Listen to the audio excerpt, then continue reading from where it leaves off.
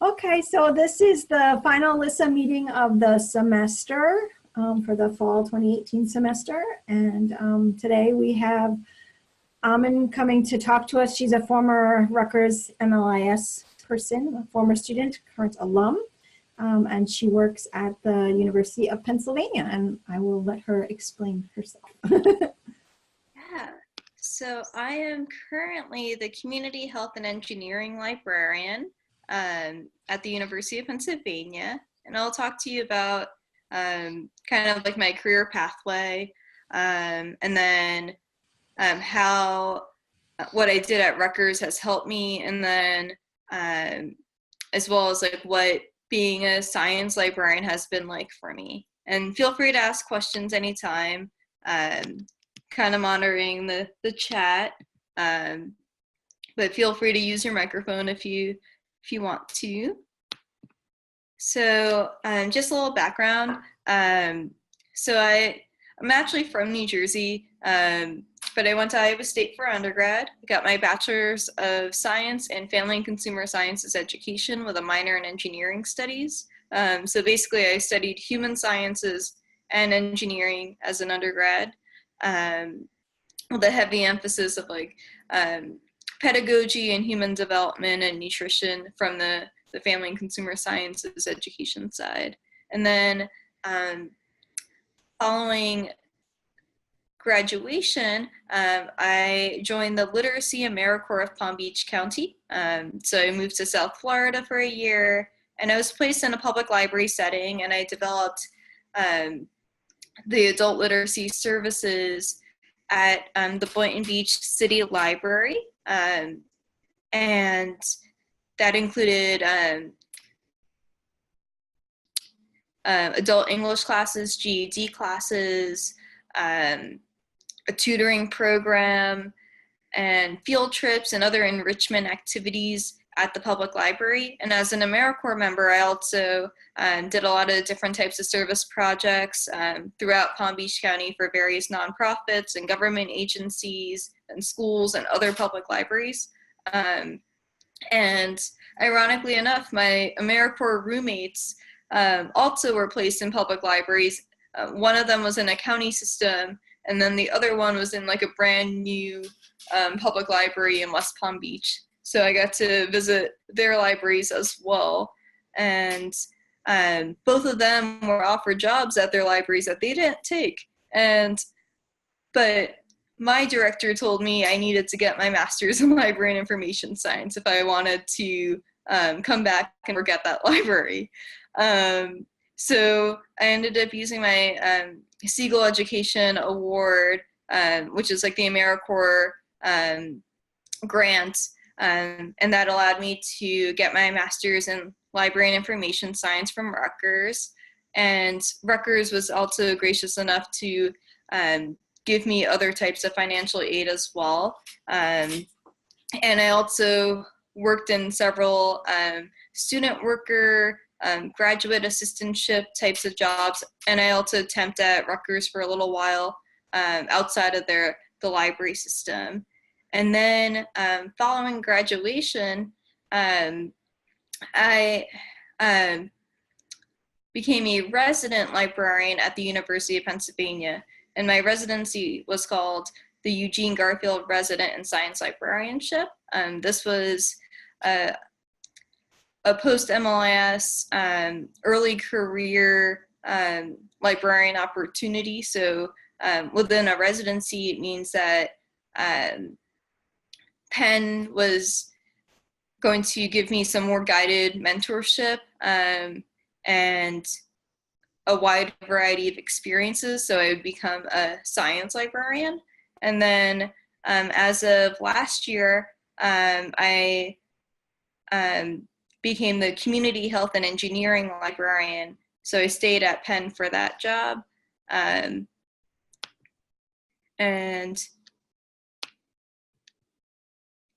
trying to move the group chat out of the way for this slide. So how did my time at Rutgers continue to impact my MLIS, post-MLIS life? these are the classes I took. So I knew I wanted to be a librarian after my AmeriCorps year, but I didn't know where to end up. So I took a wide variety of classes. I also attended all the colloquium sessions and other types of student events as well. And I also conversed with a lot of different librarians and tried to dabble in a whole host of different types of libraries. So that included the Alexander Library, the Resource and Learning Center at the Rutgers Cancer Institute. I also temped at the Rutgers Office of Institutional Research and Academic Planning as basically someone who processed the faculty tenure and promotion documents, and that gave me experience and insight about faculty profiling systems, which it turns out a lot of libraries are into. But at Rutgers, it just happens that the system was outside of the libraries because of the structure of Rutgers. And I also did a lot of different types of job shadowing opportunities at Rutgers amongst the academic librarians, but also talked to catalogers and technology librarians that were around in Central Jersey as well, in the public library world. And then how did that impact my experience as a resident? I was able to bring in experience about reference, and I was able to explore new tech and stuff and talk about outreach programs. And during my residency, I was able to explore collection development and being on the other side when it came to collaboration. So as an intern, you might organize a meeting and kind of sit there quietly. But as a librarian, I was an active member of a committee. I was no longer shadowing people. So that was a new work experience for me. I was able to experience online chat.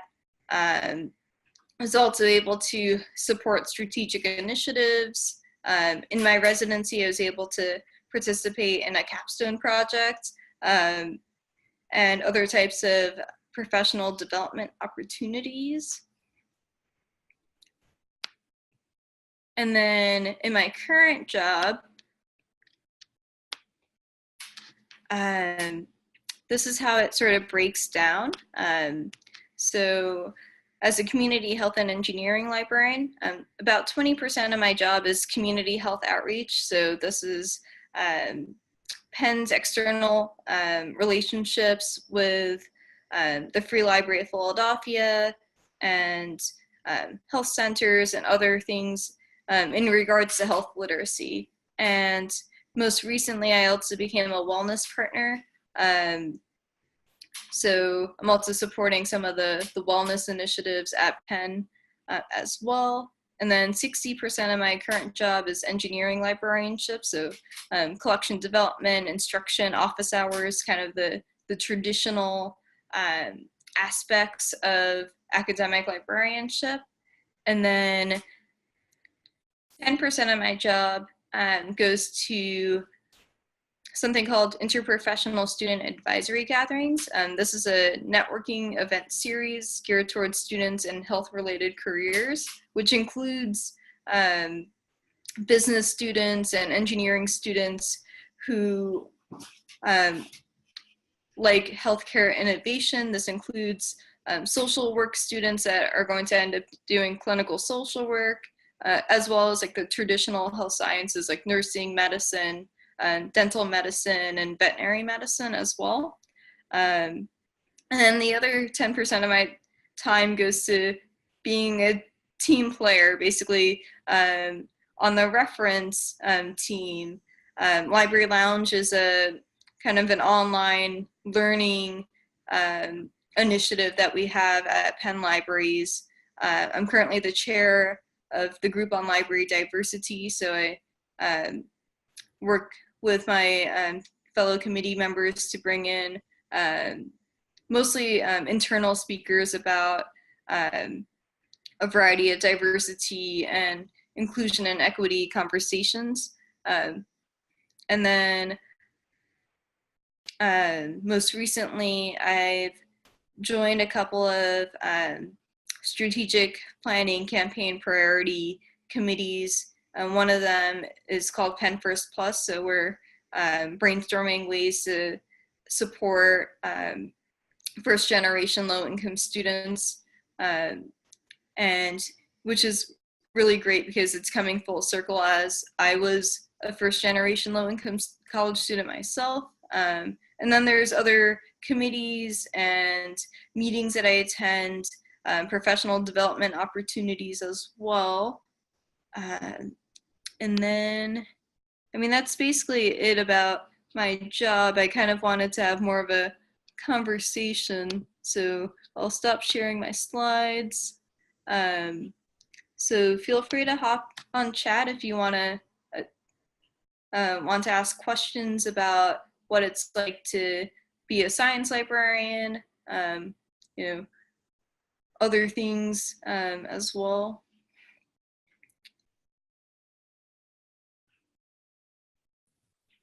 I'm just going to ask one question. Everyone, feel free to turn your mics on too, because there's only a few of us, so you don't have to feel like you have to chat, but feel free to chat if you're more comfortable doing that. I was just going to say, what kind of qualities do you think are really helpful to have to make you successful, like in academic librarianship in general, and then also in science librarianship? So, I think for science librarians, the willingness to learn is very important. So I've seen basically like two different types of science librarians. So there's people who have science backgrounds who become librarians, and that's actually a rarity in the field. Most people from STEM aren't switching to library and information science careers. They might be computer and information science instead, or a different variant of information science. And the other kind is people who have humanities and social sciences backgrounds that are willing to learn the vocabulary and help the science communities navigate libraries. And I think both types of science librarians are needed in science libraries. And the majority of my colleagues they're not going to have science backgrounds, but they're willing to learn. And I think that's very important, as there's a huge shortage of science librarians in the country right now. And a lot of large universities are looking for them. So if you're even remotely interested in this, goal in this career, apply and interview. These universities will train you to be a science librarian because there's such a demand for it. Also, we get paid better. So if you want money as an incentive, that's also a thing as well. And you can also switch over to the corporate sector if you want to. So there is that flexibility as well, or a hospital setting if you would like that as well. I think science librarians typically end up learning about like data management policies, as well as collection development. And the reason why I bring those two things up is so the idea of research intensive science faculty, they're going to need help with the privacy of their data, as well as how they open up their data and their research to the science community and potentially to the public. So there are privacy concerns about health information. There's because science is so competitive, sometimes scientists are reluctant to share their findings right away with the world. So there's also that piece of what does open access look like in the science community. It's not necessarily the same as open access in other disciplines. So research management becomes a very interesting thing in the sciences. And the other thing is collection development. So because our resources tend to be more expensive and subscription-based, that also poses a challenge to how we obtain materials and what kind of materials we obtain, and if the materials are even available. Because again, it might take a little bit longer for a scientific article to come out of an embargo. So it could be open access. So I think that those are two unique challenges, and they're interesting to learn about. Did you, I forget, I know you listed your classes. Did you take collection development at Rutgers? I did not. Somehow I avoided it, and I probably shouldn't have. And so it's something that it's going to take a while to learn, and I think it's one of the skills that I sort of avoided learning too much about, and I kind of regret that because now I have to do collection development, and part of it is getting to know your faculty and your students to see what they want, so you can buy the books that your community wants. The other thing is buying things that institutions should. So there are these approval plans that kind of help publishers send you things that fit certain subject areas that are important to your institution. So you get to look at those books and approve whether or not you want to buy those or not. So that kind of simplifies some of the collection development. Other times they might send you like an online list so you can look at the electronic version of the table of contents to determine whether that book is important to your institution or not.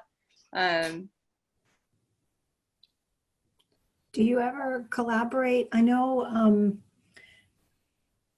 at my internship at Seton Hall, I was talking with some of the librarians who do collection development, for the whole library, and talking about, how they might go in together on a deal for some type of database or something like that. Is that something, because you're just a science library, this, which is different from Seton Hall, which is a much smaller school, how does that work?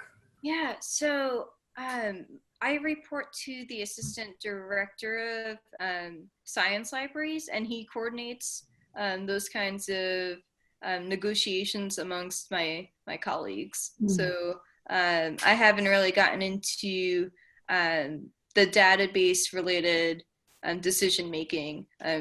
He's talked to me about how he makes those kinds of decisions, and I know that the engineering collection budget has been used collaboratively with like the health sciences collection budget or the chemistry collection budget to purchase certain databases that are important to several communities on campus. And I think that sort of supports the whole notion that science is a very interdisciplinary field.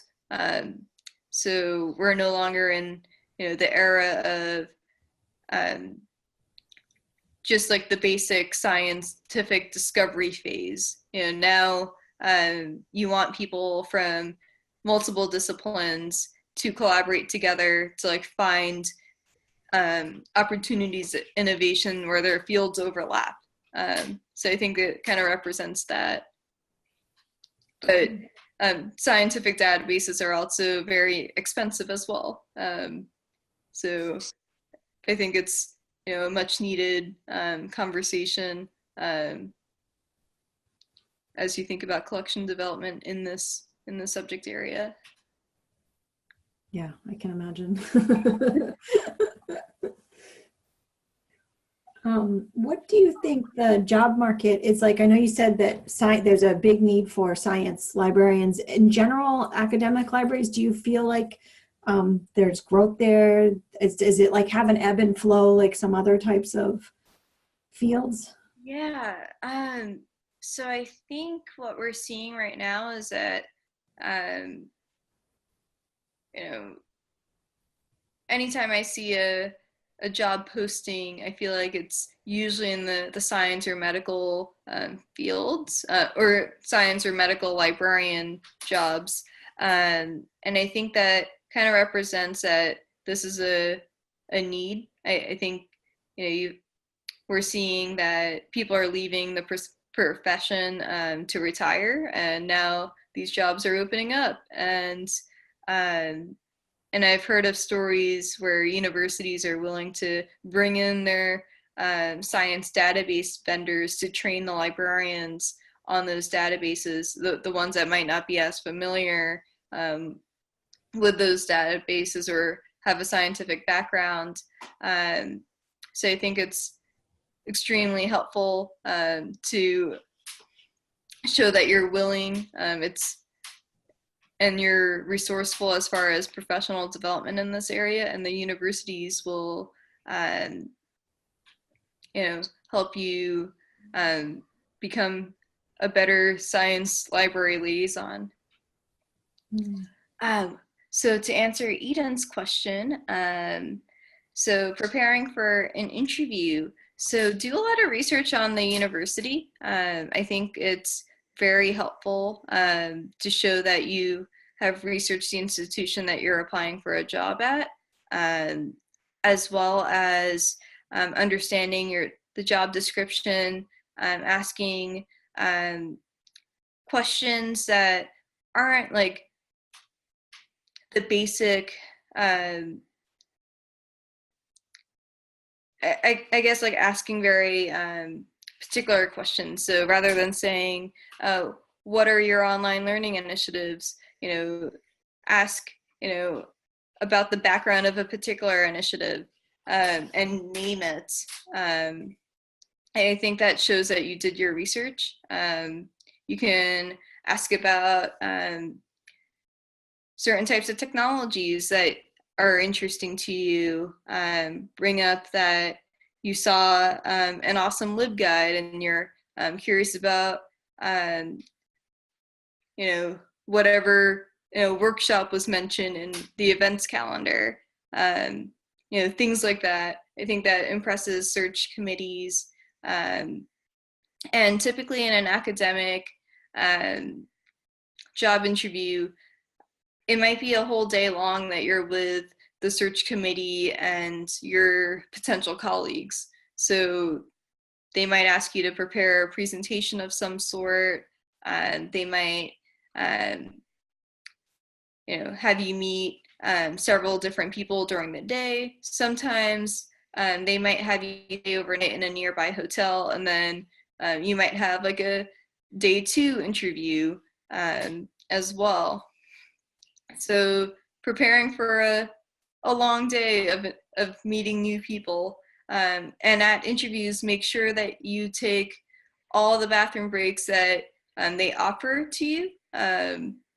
So that means, you know, just sneak in there even if you don't have to like go to the bathroom. It just gives you some alone time for a couple of minutes, and it helps you transition from meeting one group of people to the next group of people, because they will shuffle you around room to room during an interview. Sometimes they might even take you to like the science buildings on campus, or give you a campus tour depending on the size of the institution.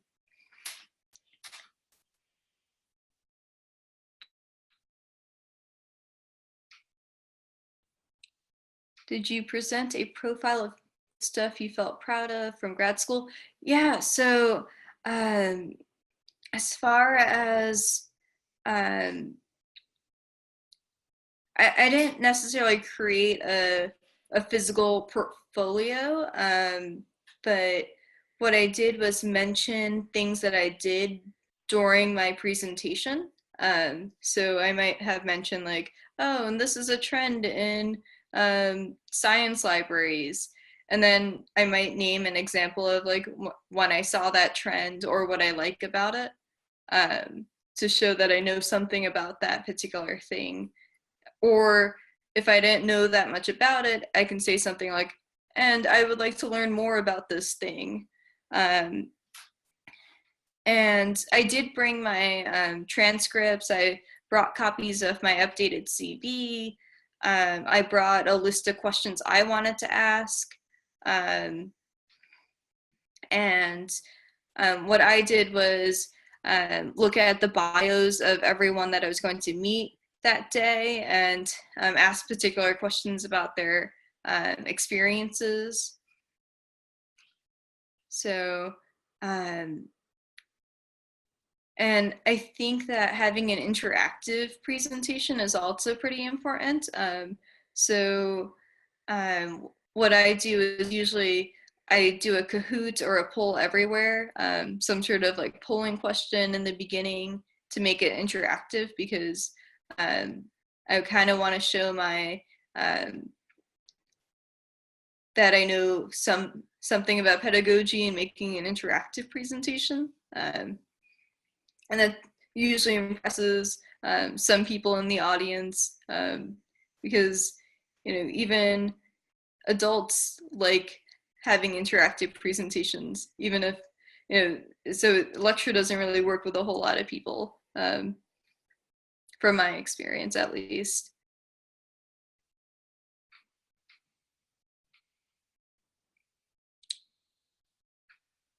So, connecting with Rutgers faculty. So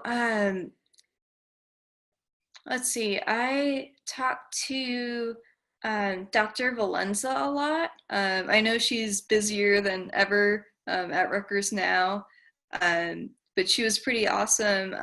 It was her first year teaching when I was a student, so she was approachable. She had time to meet with us. She sponsored many of our events, and she has experiences in a wide variety of libraries as well. I know she's known for school libraries, but she's worked in public, she's worked in science libraries as well. And let's see.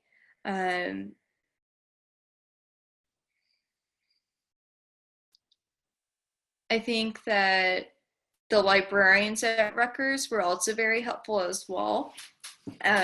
My former supervisor was Melissa Gasparado. She now works at the New York Public Library, but she introduced me to other librarians at the Alexander Library, as well as the Library of Science and Medicine. So that was pretty cool as well.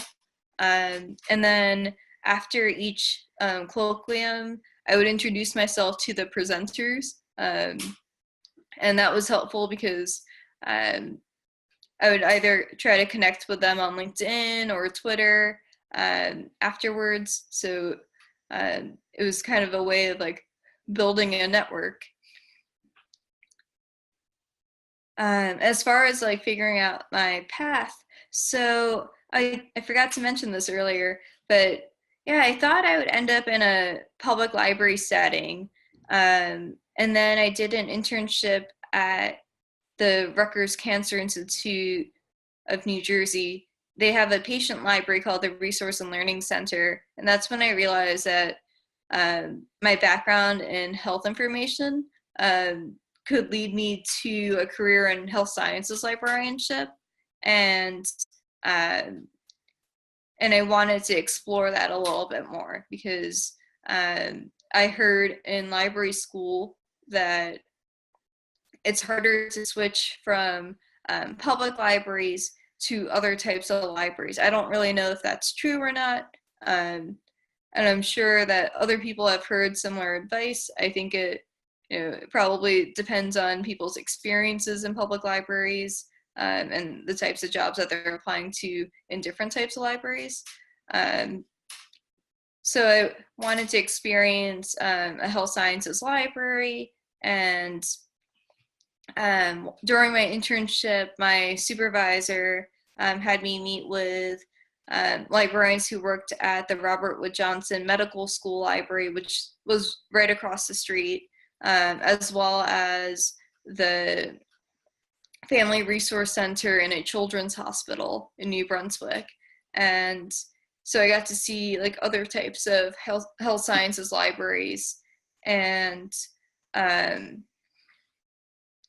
so then I ended up applying for the Eugene Garfield residency in science librarianship based on me wanting to explore health sciences librarianship. And then it turned out that one of the search committee members was an engineering librarian. And I was like, oh, that's so neat. After that interview, after the Skype interview, I Googled engineering librarian, and it turns out like that's also a thing too. And that was something that I wasn't going to necessarily encounter at Rutgers, working at the Alexander Library, because it's more social sciences and humanities based, and it wasn't something I was going to encounter working at the patient library or in a public library. So so I did some more research, and then when I came to my in-person interview, I had some more questions about both health sciences and engineering librarian jobs. And I think I lucked out because Penn was looking for someone who they can mold into either. So I got to experience both of these different things, and I still do. I still play in both worlds, engineering more than health sciences right now.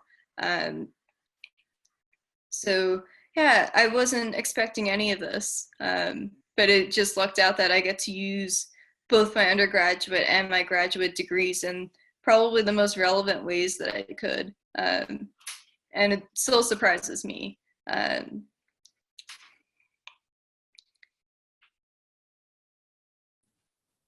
How common are the resident librarians like you had at Penn? How common is that? So you can go to, if you Google residency interest group ACRL, actually I can probably pull up the website and I'll share it. So the residency interest group, also called RIG, has postings about various types of residencies. And I believe they're becoming more popular, or we're just like finding out more about them. So let me share my screen again.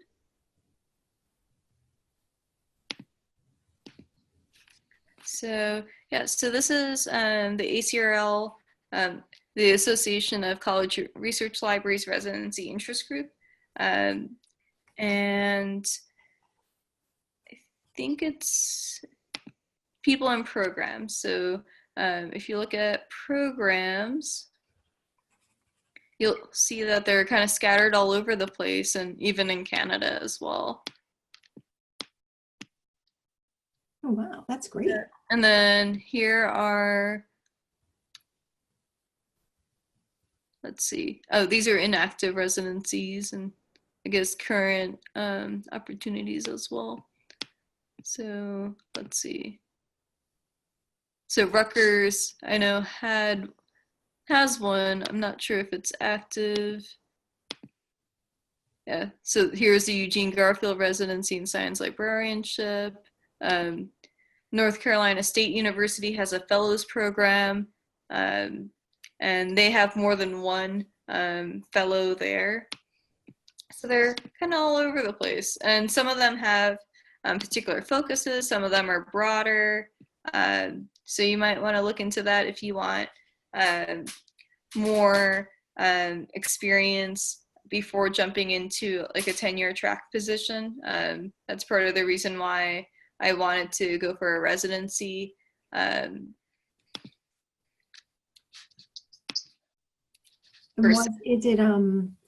Is it for like very recent grads, or is it just like how recent of a grad do you need to be for something like that? I think it depends on the program. So I think for the residency I did, they told you when, I think it might have been like within 2 years of graduation. For others, it might be like up to 5. Some might want you right after you graduate. And some of the residencies are 2 or 3 years long. Some of them might be just a year-long program as well. But 3 years seems to be about the average. But 2 years used to be the standard. And you think that it sounds like you think that was really beneficial for you? Yeah. So as someone who didn't have that much experience working in libraries, I had the one AmeriCorps experience and then a bunch of like part-time experiences. So I think that doing the residency was able to, give me a wide variety of experiences while getting the guidance and the mentorship that I needed to kind of like put me up to speed compared to other people that have been working in libraries a lot longer. And I think it's one of those things that's interesting in the MLIS world is we have a wide variety of skill levels as MLIS graduates and students. Some people have been working in libraries since high school. Others might have volunteered at public libraries from a young age. Others might have picked it up as a job as an undergraduate student worker. Others kind of transition into information science roles, after having another type of career. So I think these are, interesting experiences. And a post-MLIS residency, I guess you can compare it to like doing a postdoc. So for, at least in the sciences, people who do postdocs after they get their PhD, they're kind of exploring what academic research or an academic career would look like without fully committing to the idea of being in academia. They can always switch to working in industry after their postdoc is over. Comparing it to a postdoc, is it also, just in my experience, the postdocs don't pay that well. So I'm just curious. Yeah, so I'm guessing it's probably, it varies by library. I think that at least the ones in Philadelphia and the other residencies that I know about, they're pretty reputable programs, and they treat you like full-time staff, and I think that comes with like full-time pay and benefits. Awesome.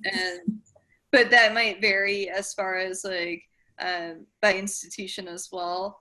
And some institutions might have wait times for access to certain types of benefits. So, for example, for some institutions, they have wait times on like when you can access the retirement plan or something, or tuition benefits. And you, at Penn, you do not, or do you have the requirement of having a second master's to be a librarian there for tenure? So I think it varies by job, but I don't have a second master's, and I know several of my colleagues don't have second masters, but some of them do have second masters or PhDs even. So I think it varies by job. We're not tenure track. We're considered staff. Okay. Um, so while we're encouraged to publish and present, it's not required of us. We don't have to do that. We don't have to go through a tenure process. And some of our staff is unionized, and others of us aren't.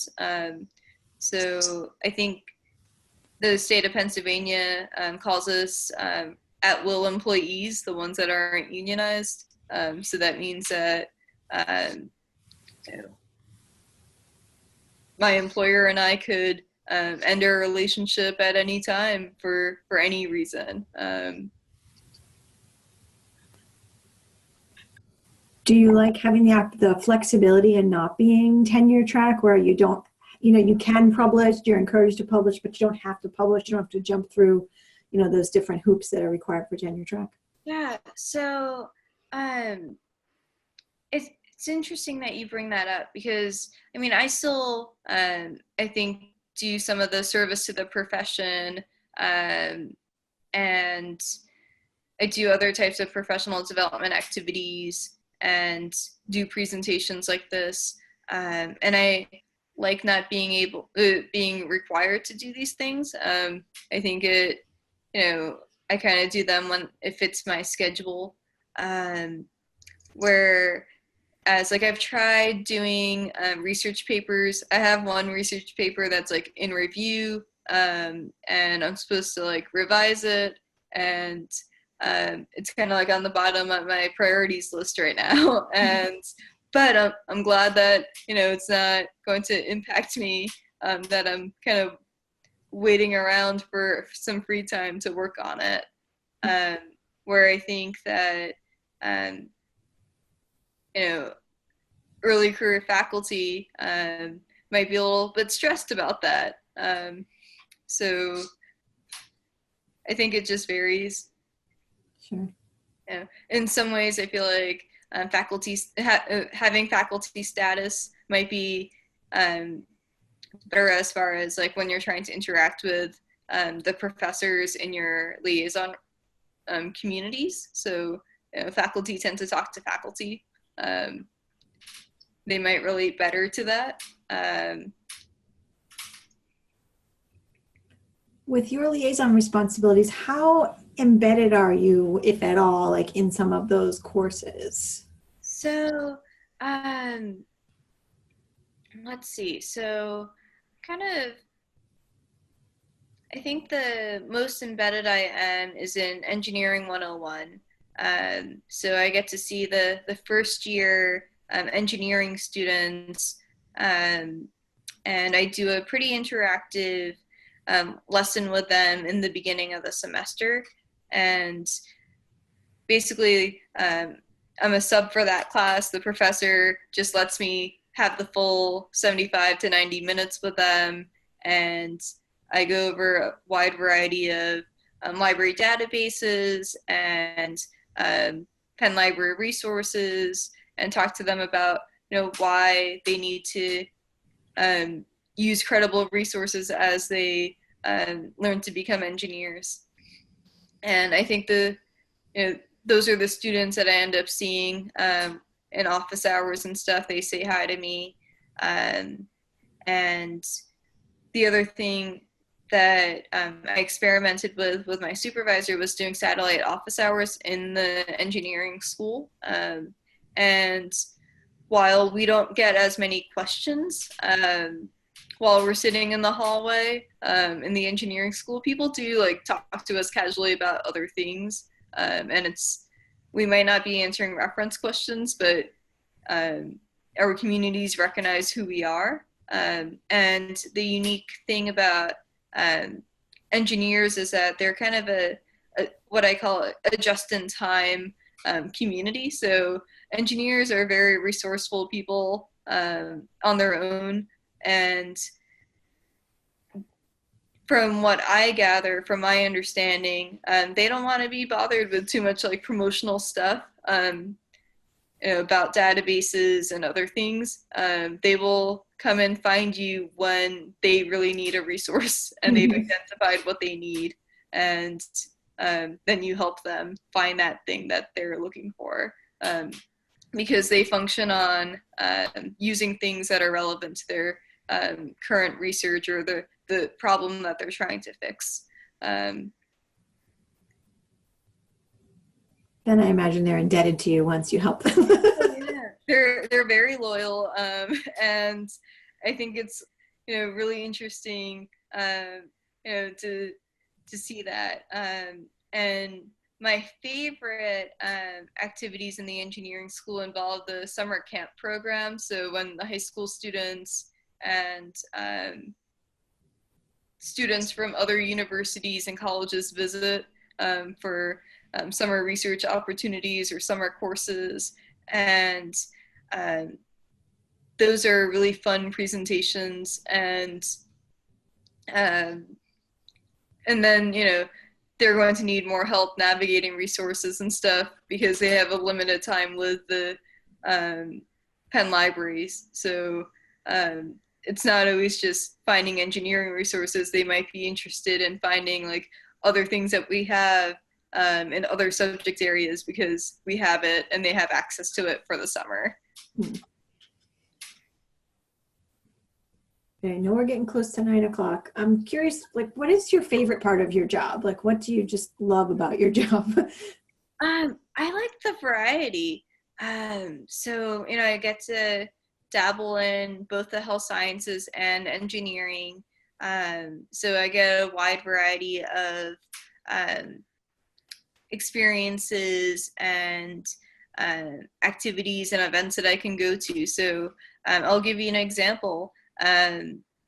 So I started the week going to like public health events and meeting my collaborators in the community health sphere. And I ended the week today with going to a holiday party at the dental school, and just to hang out with faculty and students that are in a different health sciences program than the one that I'm used to.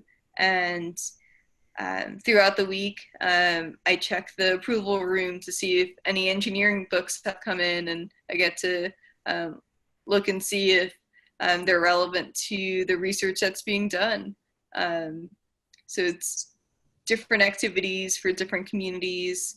So I think that's really awesome. Yeah, no time to get bored with that. Yeah, and the other side of it is it can be kind of overwhelming. So, there have been times where it's like, I have to remind myself, like, this is the audience that I'm talking to right now. So, for example, I think it was earlier this year where like I went to an engineering faculty lunch and mentioned to an engineering faculty member that engineers are my favorite people in the world. And then I went to the School of Nursing and almost said the same exact thing. And, it's because, both of those communities have their pros and cons. And I'm not even the liaison to the School of Nursing, but they're great friends when it comes to community health outreach. So I like them for a different purpose, and they're people-friendly people, and engineers are resourceful problem solvers. So I can relate to both, and it's a privilege to work with both communities. And I'm also fortunate to be at an institution where interdisciplinary research is encouraged, and Penn currently values medical device development. So one of the reasons why the engineers like me is that I can introduce them to the clinical faculty, pretty easily, since I work in the biomedical library and I see the clinicians and the health sciences students that could potentially support or assist with the medical device development that the engineering school is interested in. So that's also a neat space to be in, where not only am I connecting people to resources, I'm connecting people to other people. Yeah, that's really cool. Oh, all right. Well, Eden, do you have any last questions? Or are you good?